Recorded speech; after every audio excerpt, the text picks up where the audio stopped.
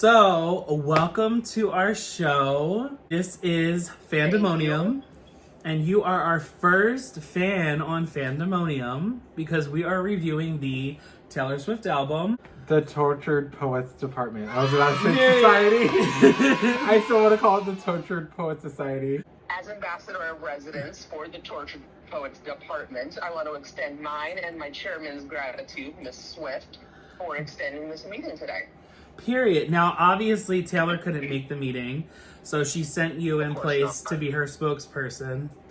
And we really appreciate your time. Just to kind of describe a little bit, so Fandemonium is where a fan of the artist comes on and gives us all the juicy details, bit by bit, song by song, on the album, and gives us kind of like those exclusive tidbits that we really, really want to hear and know as fans. So, Sergio, I know that you have been a fan of Taylor Swift for a long time. It has been a rivalry between you and I.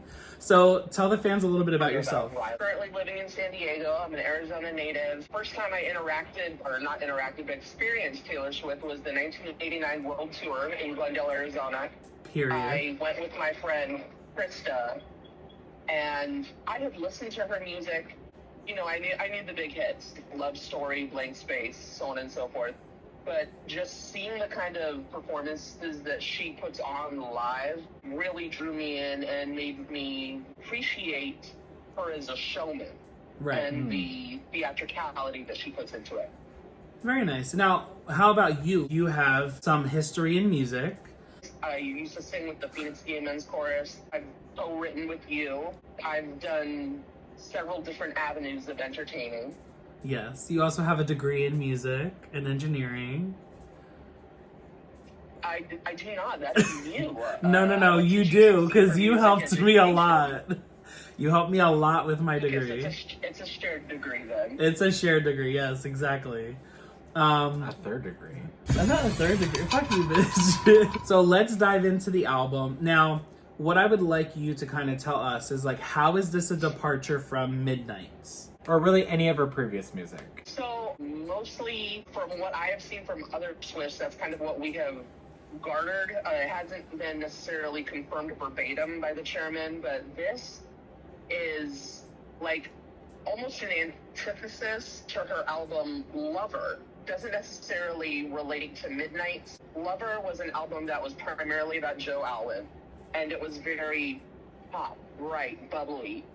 Obviously from the title, all about being in love. This album, even though it more refers to Maddie Healy, who is, I believe, the lead singer of the 1975, basically flips Lover on its head as an album that was written in delusion. You know, lost in that lover kind of feeling. Now she is realizing that not all was what it seemed. And this is her, she calls the Tortured Poets Department set of her concert Female Rage, the musical. And I actually feel that that's a pretty apt description of this album in and of itself.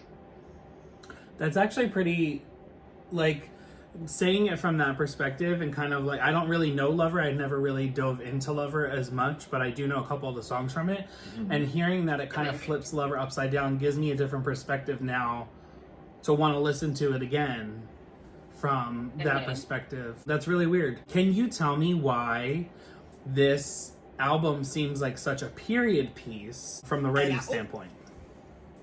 Absolutely. So Taylor Swift herself has said that she writes mainly in 3 different styles. She's got glitter gel pen lyrics, she has fountain pen lyrics, and she has quill lyrics.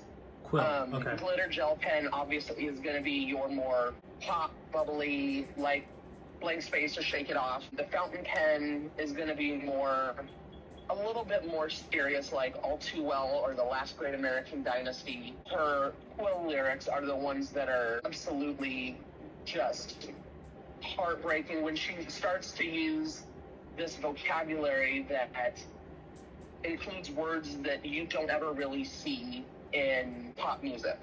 I would consider it a quill pen lyric. I'm only cryptic and Machiavellian because I care. I think that was one of the words that you were like, what the fuck is she saying?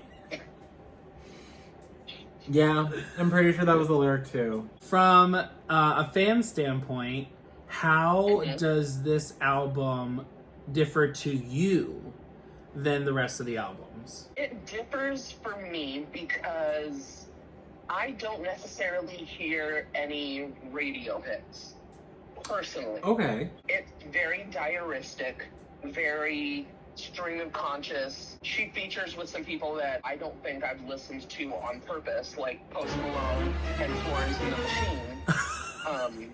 This is a very long album. We have, what, Yes. 31 tracks? I was actually listening to it the night of the release, and there was a thing on Kiss FM where she went through track by track for the first 16, and I was listening to that for a couple hours. It's like, I really like this album. I go to bed.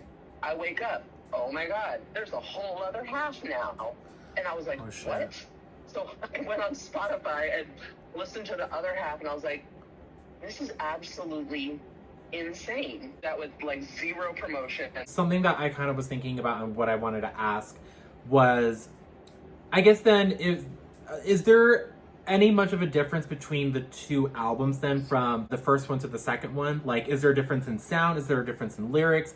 Is there like a whole different vibe? Is it like, does it help continue on with the journey from the first album? Is there more of a resolution at the end of the second album? What is now the comparison between the two? I believe that it's a continuation. There's really no vibe difference. In fact, a lot of criticism that I've seen online is that the tracks all sound the same. And I feel like that is unfair because I'm sure they were all written in the same time period. They're all kind of the same mood. But no one is going to mistake the Black Dog, which I believe is track 1 on the second half, or track 17, Yeah. to I Can Do It With a Broken Heart, which is a much more up-tempo, Yeah. or Florida. I'm sure, as you know, all of her albums are associated with a different color. We did not. This feels very sepia tone, kind of. Okay. Yeah, that's fair to say. So, knowing that there's different colors with different albums, and for people who aren't Taylor Swift fans, let us in on what the colors are for each of the albums. Is this kind of in reference to the Eras tour where she has the different colors on each of the era? Very much so. So the focal point of the Eras tour is the Lover House. The Lover House is referenced from the Lover music video. It was a pair of lovers that gave their child a snow globe, and inside the snow globe was this house. And inside the house, each of the eras was represented by a room. So Debut being green, I believe that was the parlor. Speak Now was represented by purple with a gold accent. Fearless was like yellows and golds. Folklore and Evermore was the staircase. And you know, it all just kind of put together when she released the Tortured Poets Department. Originally, Reputation was the attic, and she replaced the attic with Tortured Poets. And in the concert, people have said that Folklore is actually the cabin. Some people have said that Folklore is the top of the roof because that's where she's singing in the concert. I like it being just a whole separate building because Midnight's also is not necessarily a part of the house, but it's the time. You know, it's at midnight. Got you. Okay. Now, another thing, because I kind of know something about the tour, I've seen some of the videos. I haven't actually delved in to watch it yet. You and I were actually going to talk about watching it, because I guess there's a Disney version and there's another version. Whatever version has the longest one, that's the one that I kind of want to watch. That's all inclusive. But I do know that the house goes up in flames. So what does that necessarily mean for the albums? I interpret it as she is burning down the Lover House, because, like we said, with Tortured Poets Department, it's kind of turning Lover on its head. And Tortured Poets, as a whole, is more like, instead of a room, the aesthetic is very mental hospital. Which, it's astounding to me because whether it's her or her marketing team, they're putting so much thought into it, because the Tortured Poets Department merchandise, when you're in a mental facility, they take off drawstrings, anything that you could use to unalive yourself or injure yourself.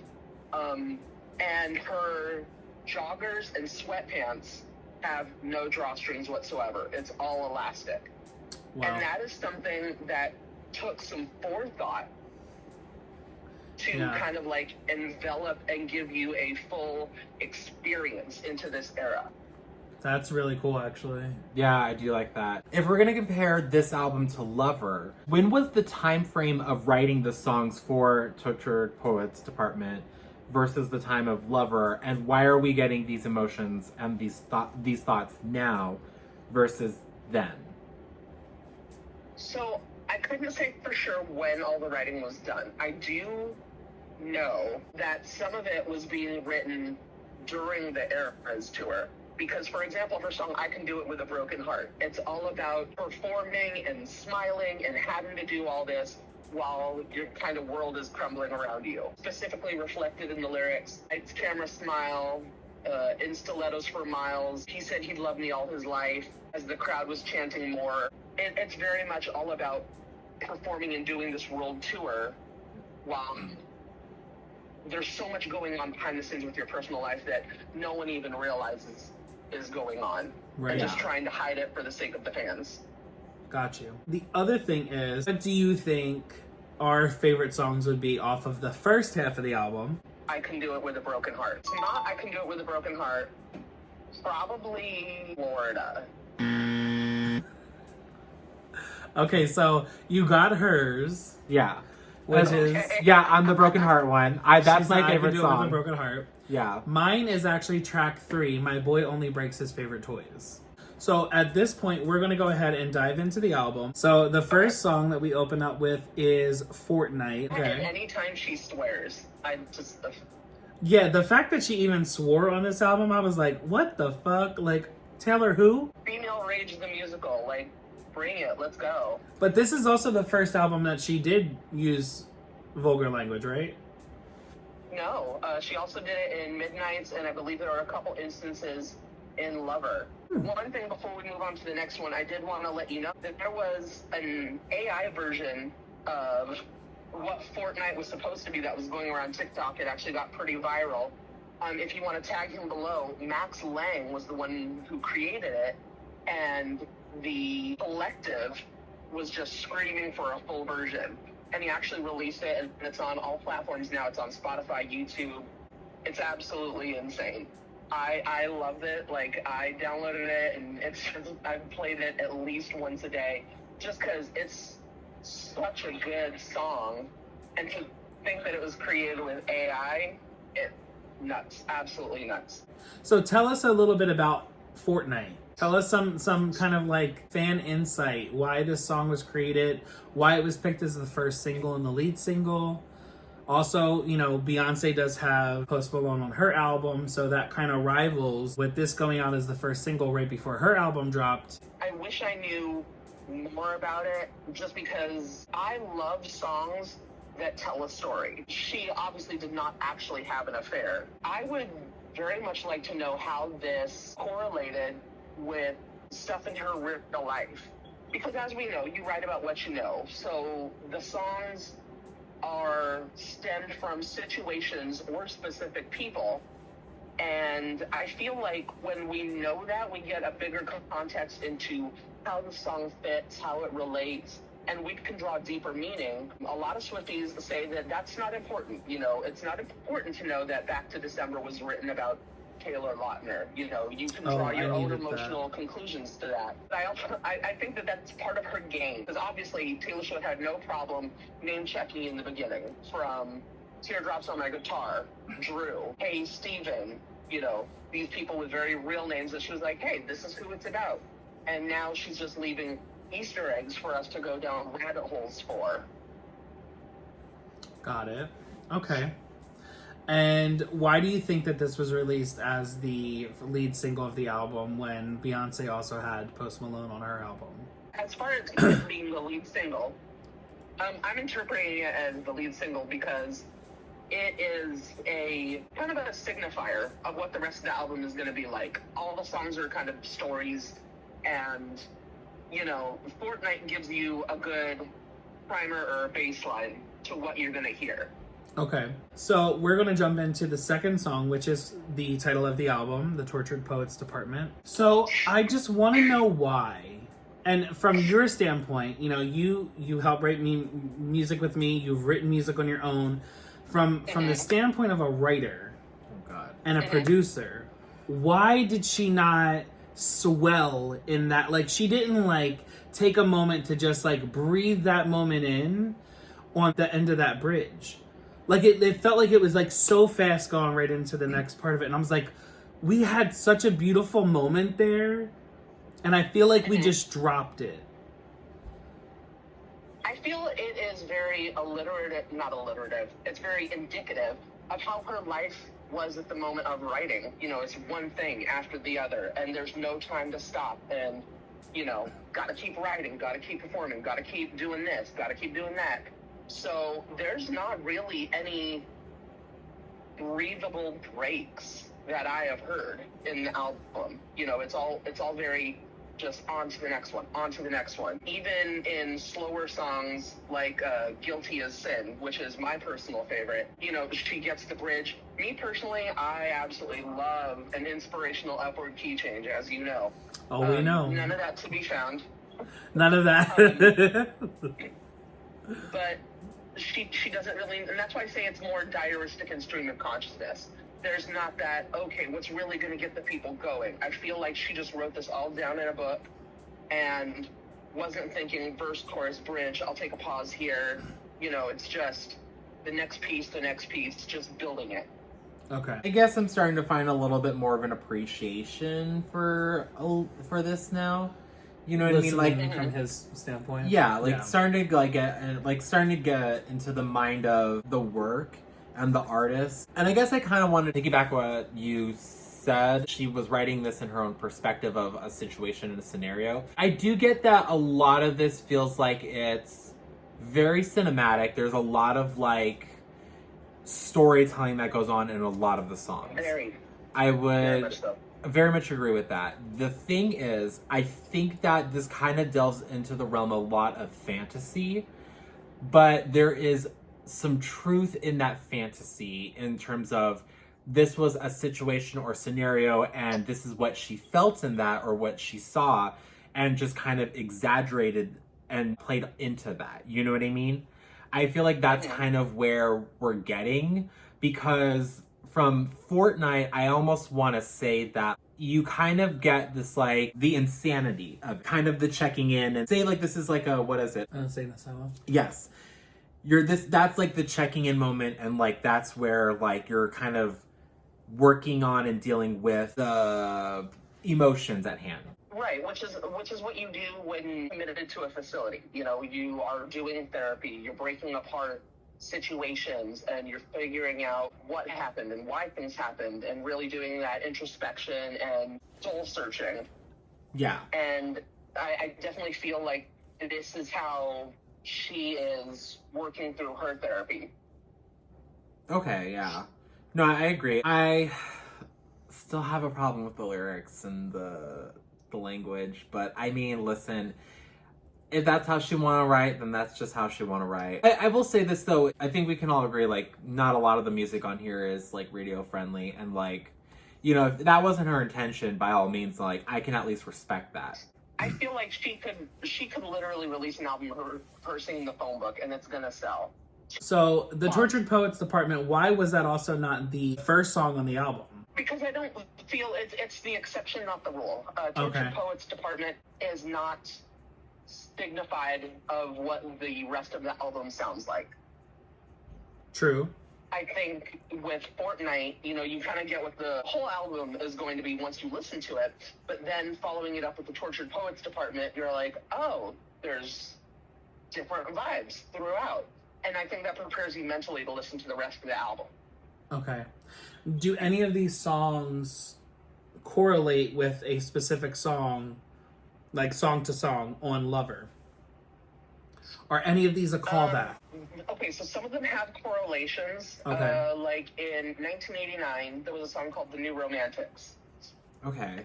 Lyrically, there's a phrase that says, leave me stranded, it's so romantic. But in Down Bad, how dare you think it's romantic leaving me safe and stranded?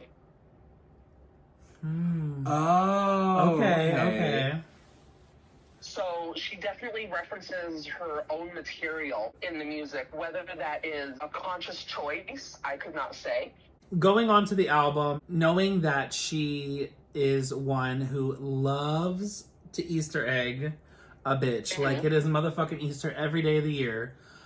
Right. What are some Easter eggs on this album thus far? I have not dived too far into the Easter eggs on this album just because I know that there are so many. I'm sure it's too far a rabbit hole for me. I would like to keep my focus on Easter eggs regarding the tour, like costumes that she's gonna switch out. Yeah. Gotcha. Like people are saying that Reputation is gonna be the next CD she's gonna release because it's a Reputation bodysuit with snakes all over it.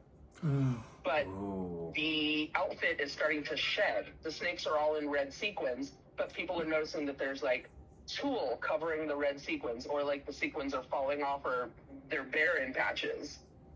Well, a snake sheds its skin. Right. And people are saying there's no way that is not intentional, because she travels with 5-7 different costume upkeep staff that re-glitterify all the Christian Louboutin boots that just basically maintain all the outfits. So it's stuff like that I'm super interested in. Okay. Good to know, and a good tidbit. Let's go on to the next song, which is my favorite song off the album thus far from the first half. My Boy Only Breaks His Favorite Toys. Give me some tidbits, feed me some information that you know I want to hear about this. Who is this written about? Funny thing, like when this came out, everyone thought the whole album was going to be about Joe Alwyn. What I'm hearing is that is the majority of who this album is about, which is funny because they had a much shorter relationship than Taylor and Joe Alwyn. So the big joke is, imagine Joe Alwyn thinking a whole album's going to be about him, but finding out that a relationship that lasted a fraction of the time is actually what gets the album. Like, that's the bigger burn for me. Like, that is a burn. Well, and like, how does that reference to Lover though? Because was she dating Matt during that time? Maddie Healy, no. She was dating Joe Alwyn. We're gonna go on to the next song, which is Down Bad. Now, I'm gonna tell you from a writer's standpoint, my irk with this song was the end of the first verse. She didn't repeat it any other time, but she did it here. And it's like, she was good up until the end of it because she was in a very A-B type of writing. And then for some reason, she gave us there was like, 8? And then she gave us a 9 and then went into the chorus. It's like, why did she not just cut where the 8 was and move right into the chorus when it didn't need that extra reference back to, I knew Cosmic Love or something? I feel like it's indicative of her poetry. Sometimes poetry is not so defined in the rhyming structure. Her song Tolerate It in 5/4. Oh. Why? Yeah, and pop music is usually written in 4/4 or 3/4. And I feel like that is kind of how she writes. She wants to do things a little off, just give you a little something extra or change it up somehow. And then tell us a bit about Down Bad. Writing these all from the point of stories. She obviously was not abducted by aliens. Yeah. But that is just such a unique perspective. Like, I wonder if she kind of sat down and was all like, I want to write a song from the perspective of this. And almost pulled a situation out of a hat. Right. And said, can I write about this? And, worked through her own therapy process for it. I haven't really heard anything lyrically approaching Down Bad in a long time. If ever. Right. Yeah, I felt like it came more from you showed me the best love and then threw me back to reality. Like, that's where I kind of took it as, like, it was more of like a love story that went from being a fantastic fantasy into just being, damn, I was only just a dream. After Down Bad, it's So Long London. Now, you said that this song is about another ex-boyfriend? Joe Alwyn. Okay. If a majority of the songs were written about... Him. No. No, Sergio said that they're about a different one. Maddie. Yeah, Maddie the one. Healy. Yeah. So where does this song kind of fit in with the rest of this album? I guess I'm just trying to understand her perspective. What did both of these relationships have to do with anything in order to create this album? I believe that they were fairly close in time. From my understanding, it was Joe Alwyn, then she went to Tom Hiddleston, and then to Maddie Healy. So does Tom have a song? I don't believe so. I think they only Interesting. dated for like a summer. Rumor has it, and like I said, you know, none of this has been confirmed by Team Swift. Rumor has it that Cruel Summer was about Tom Hiddleston. Got it. Oh. Okay, interesting. Okay. You know what? I will say this. This is actually kind of getting me a little bit hyped to listen to the Lover album. Now, So Long London. It's just like the departure of her relationship. So it's kind of like the places in London that she's no longer going to visit because, like the relationship, she's left it behind. There's no real reason to be there Oh, wow. unless she's performing. Oh. The next song after that is But Daddy, I Love Him. This song, I guess, lyrically, you could say is very similar to My Boy Breaks His Favorite Toys. Because there's that similar vibe in the sense of, you don't understand, like, what I have. You don't understand what I'm feeling. The interesting thing, the juicy part of that Oh. is that song is to her fans. Oh. The fans that think they know what's best for her, and just the Swifties that are all like, oh, she shouldn't be dating him, she shouldn't be. I'd rather burn my whole life down than listen to one more second of all this bitching and moaning. There are a lot of Swifties that have a lot of strong opinions, and she's just like, I don't care. It's not your relationship. Right. Yeah. And when she called them vipers dressed in empaths clothing, like, I was like, oh. Yeah. So then, how do you feel as a fan to have to hear a song like that and to be, like, kind of almost called out and be put on a pedestal? Like, how does that make you feel? And how do you see... I did initially feel called out. Only because... only because, you know, I have opinions too, but then I did some introspection and I was like, have I ever really had that strong of opinion that I thought Taylor shouldn't be dating someone or shouldn't be doing this? I have no opinion on her life. Girl does not know who I am. She's got $1 billion in the bank. I'm not a factor in her equation. So since I have not had any opinion, I felt I was exempt from it. Okay. Now, the Swifties that do try and say, oh, well, that's the wrong person for her. They're like, she doesn't know you either. Like, calm down and let the woman live. Yeah. I don't know her. Let her live. I still don't know her. Because, I mean, truthfully, that's how she makes her music. True, yeah. Like, y'all want to play the matchmaker, but then it's like, if it wasn't for her failed relationships, y'all wouldn't be having this music now, would she? Fresh out the slammer. I mean, as a Swiftie, not one of my favorites. But again, I hear it's what I have garnered from the internet is that it's another to her fans. Okay. That her fans will be the first call when she's fresh out the slammer. Gotcha. Interesting. The next song, Florida. Knowing all the political climate change there, is that song in reference to that? No, because I mean, if you listen to it, it's not praising Florida at all. It's basically saying that's where you go to hide bodies. That's where you go to escape. I guess something that I wanted to ask, what was the significance of having Florence and the Machine do a duet with this song, specifically with her? The few songs that I've heard of Florence and the Machine before Florida, I feel like the vibe, this is the era that just fits the most. Okay. You know, like Folklore Evermore, she worked with Bon Iver a couple times. Hadn't really heard of anything of him, but like his voice is that scratchy voice, you know, on a porch in a rocking chair. It very much suited the aesthetic. I feel like this is kind of a Florence-y album. Okay. Yeah, I would say like more of her newer work. I guess before we move on to Guilty as Sin, I wanted to kind of go back to the storyline almost of this album and kind of pick apart at it, because I think, as a fan, would you say that Fresh Out the Slammer is kind of now we're entering out of the hospital? Entire album, we are firmly in the hospital. We are getting checked on by the nurses. We are getting fed and IVs and just. So it's more of like a when I get out, yeah, you'll be first. Okay. Okay. Now I'm starting to see like more of like the mental movie in a sense, you know what I mean? By that I mean it's like, it feels like songs 1 through 6 are a little bit like manic and chaotic. Now we're kind of like calming down a little bit. Right. We're gonna ramp back up when we get to I Can Do It With a Broken Heart. So tell us a little bit about Guilty as Sin. Why is it your favorite song? You know, I have a personal connection with that song because it's about someone in my life right now. Obviously not about them. Obviously Taylor me. doesn't know 'em.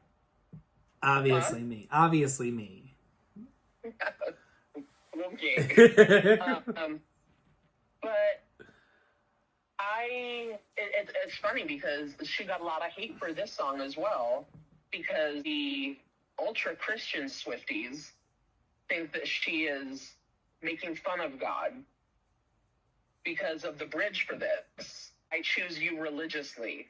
And she also had a song on Lover called False God, where it's basically like, you know, I worship you this much. And I was like, what an odd thing to concern yourself with. Like, I fully understand Taylor is a Christian, and I don't think that it's so much she is thumbing her nose at God, but I feel like she's equating the relationships to that kind of reverence. Okay, let's go on to Who's Afraid of Little Old Me. This, I will say, listening to this song, I was like, I get what she was trying to do here. Kind of like the sarcasm behind it. So, I mean, elaborate if you can. Yeah, no, I feel like she's talking about, you know, herself being on display in like a circus. And, you know, the funny thing is I have heard, I love that I have to preface that because I know the Swifties are going to come after me if I'm wrong on anything. But I have heard that this is about Olivia Rodrigo. Oh.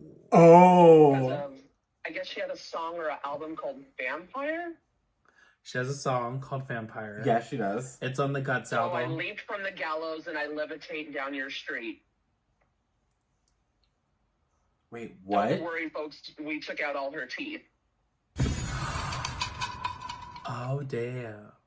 So wait a minute. What I don't get, though, is like, Olivia Rodrigo was a big Taylor Swift fan and says that she like writes, sings, like Taylor Swift is the reason that she does anything, and I can relate to that because Britney is the reason I do anything. There was that song on the first album from Sour, and Taylor was like, no, bitch, I want my credit. I guess did the same thing with Hayley Williams and hers.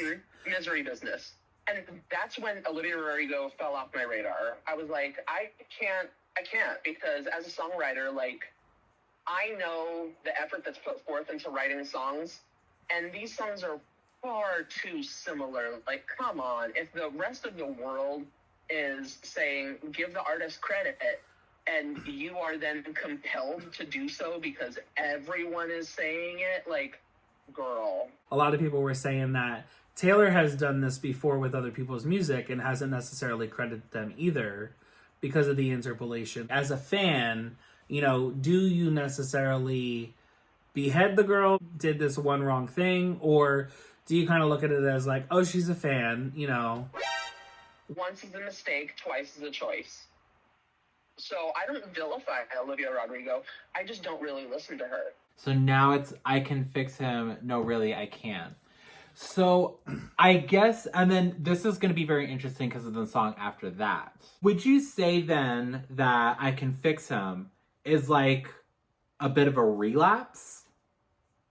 Because it seems like we're kind of like journeying through like anger and confusion and loss, and that's kind of where we were at before. This like realization and like this kind of like mourning of like, you know, something that will no longer be there. But then it's like now we're back to that mentality of like, hey, like no, I can still do it. Like I can still do it. Yes. I would absolutely say that it's a relapse of sorts, because it harkens back to My Boy Only Breaks His Favorite Toys. In that it's the whole, you don't know him like I know him, you know. I can fix him. I know I can, you know. It's slipping back into that. Got you. Okay. Because then the next song is LOML. Loss of my life, not love of my life. Because that's what I thought it was at first. When I read that, I was like, what does that mean? What could that be an acronym for? And then I thought it was love of my life. Both phrases in the song. That's why it's LOML. Right. Because she did say love of my life in the respect of someone else saying it about her. But then she said, you're the loss of my life. Now, in that respect, is there any correlation to why this is the first song, but not the only song, that is in all lowercase letters and is more so like a, what is that called? Not an abbreviation, Anagram? Yeah, that one. Oh, I was gonna say acronym. I think it's just because like it's the modern text speech. Taylor is very smart grammatically. She's very about capital letters mean a name rather than something. So I think with all being lowercase, it's just like that kind of Gen Z text speech. Okay. And then we have I Can Do It With a Broken Heart, which is this one's favorite. Yes. Which is the probably pop song on the album. Now, funny enough, I don't know if you heard Eternal Sunshine, but I feel like this kind of gives me a We Can't Be Friends type of vibe. I know how you feel about this. I can hear that. Truthfully, between that and My Boy Only Breaks His Favorite Toys, I feel like one of those two songs should have been chosen as a lead single. You know, those aren't necessarily indicative of what the rest of the album sounds like. True. So then, okay, so with that being said, do you think then it was smarter to go the Taylor route in how she's releasing her music? Or do you feel like it's smarter to go the Ariana route? I think you have pros and cons in both versions of that scenario. I think I would probably take the approach of giving the more pop-friendly, radio-friendly song first to lure the general public in. Because the Swifties are going to listen to the music either way when you have your diehard fans. Yeah. But the general public, they're the ones who needed to be, swallowed up and like, oh my God, I have to hear this album. So, shut up. So tell us a little bit about I Can Do It With a Broken Heart.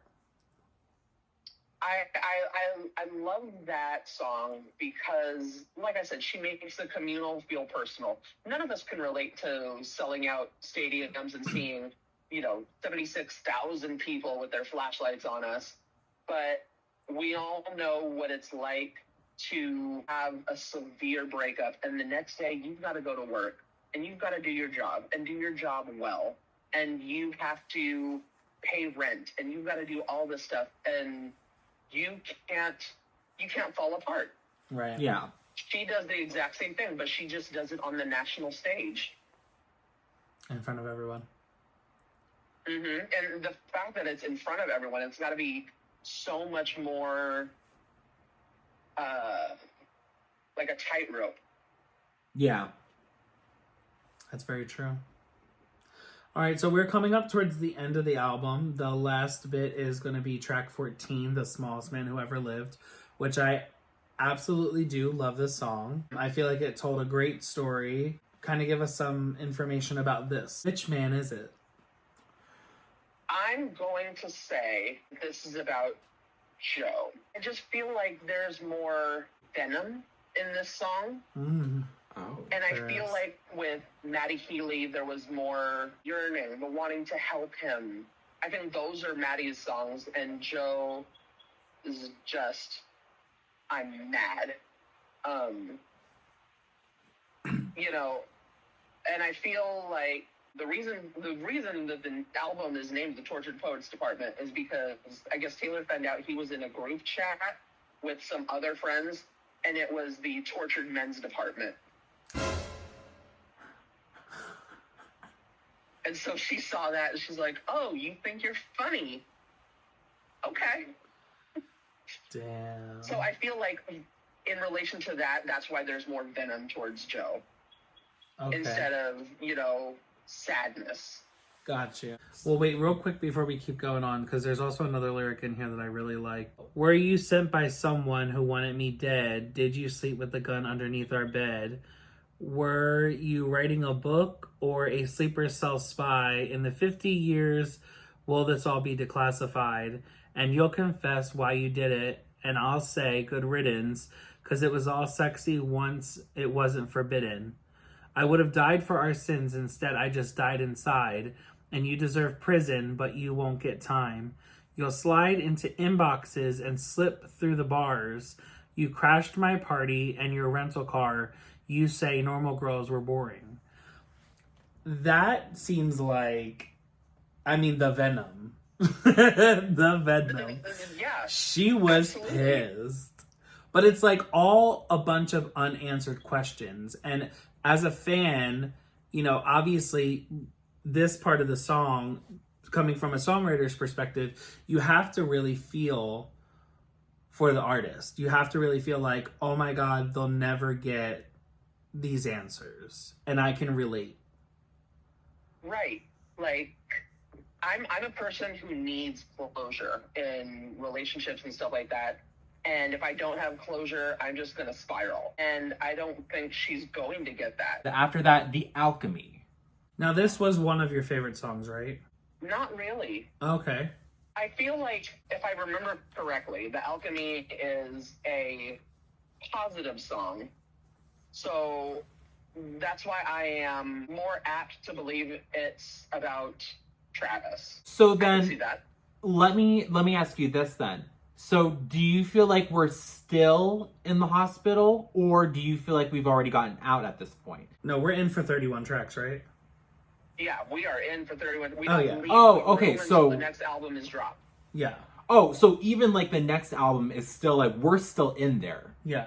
Oh, You don't okay. know what happened to her. Oh yeah, everything that's going to be happening in the next album is in the next half of the album is still a lot of analyzing, a lot of picking apart. So if we're still in, where then is the connection from the first song, this whole journey, to now this last song? My favorite, Sierra Bow. Clara. Yeah, I know. No. I said Sierra at first, and then I was like, oh, wait, Clara Bow. Yeah, I was like, Oh, wait, shit. that's not an I, that's an L. So Clara Bow. So One, with two step. Miss Sierra Blow. Sierra. By the way, love your new drag name, Sergio.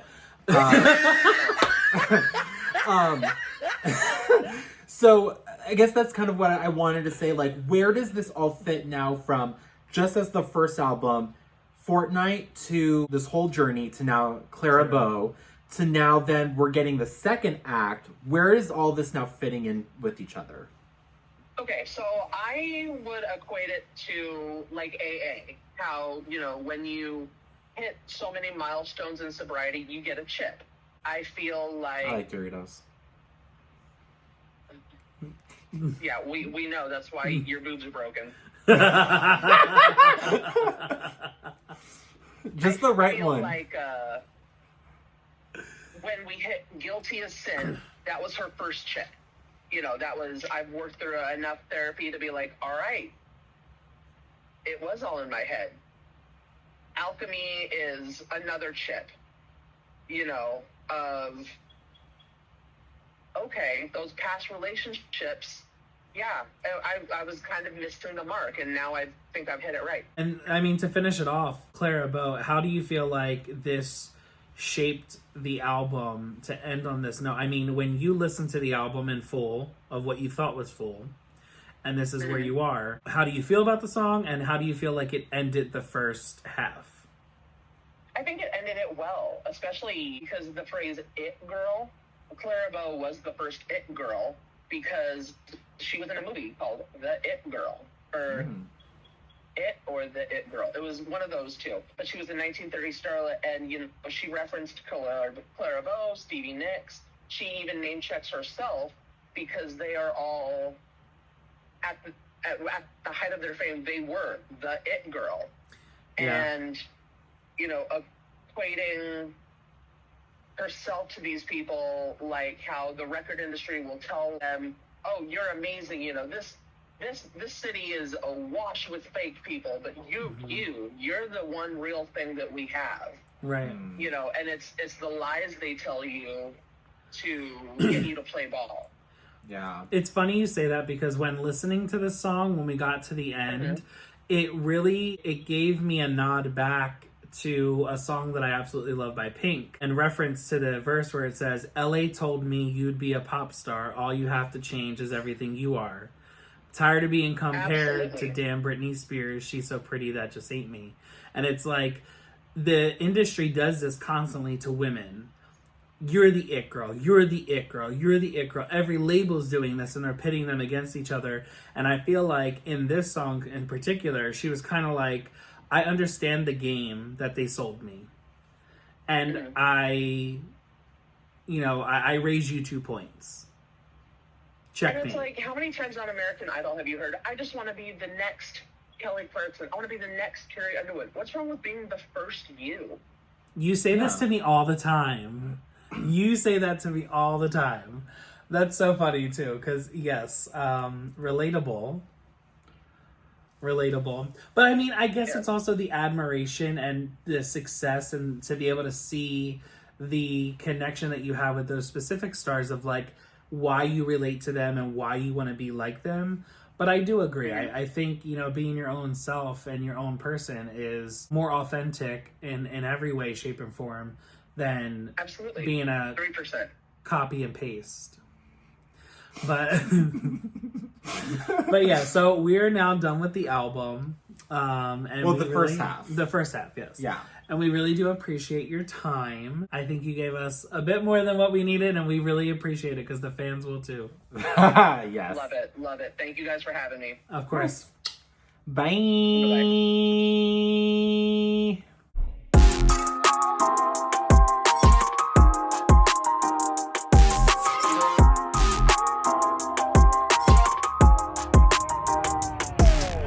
Until I feel the vibrations, I wanna give you vibrations. Hey guys, thank you so much for watching our video. If you enjoyed it, why not go check out some other videos like the interviews and the unboxing videos? Oh yeah, I forgot about those. Yeah, they're like down there, duh. Duh.